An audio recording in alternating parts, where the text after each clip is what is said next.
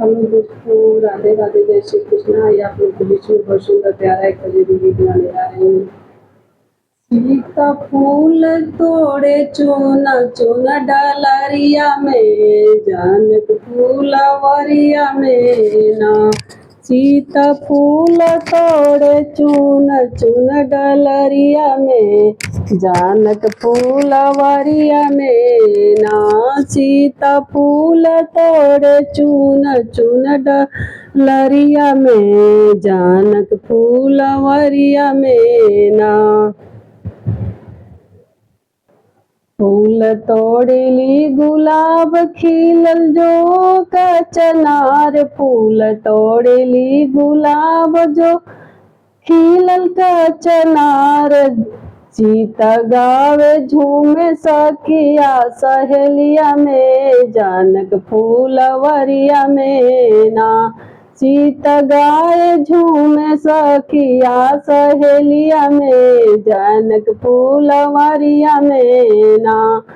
सीता फूल तोड़े चून चून डलरिया में, जानक फूलवरिया में ना। सीता फूल तोड़े चून चून डलरिया में, जानक फूलवरिया में ना।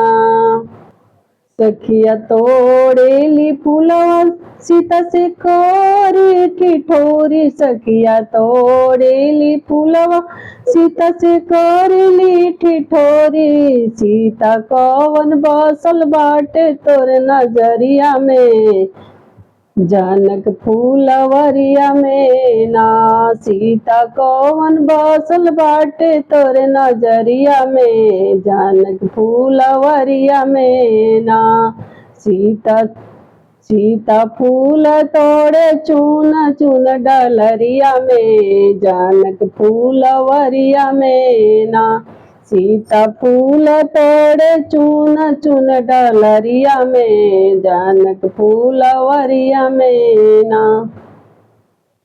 बोली सखिया रिझाई काहे राम जी शरमाई, बोली सखिया रिझाई बोली राम जी शरमाई।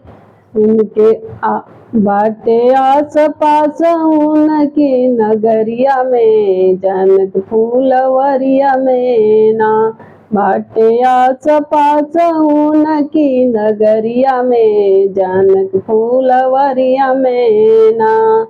सीता फूल तोड़े चून चून डलरिया में, जानक फूलवरिया में ना।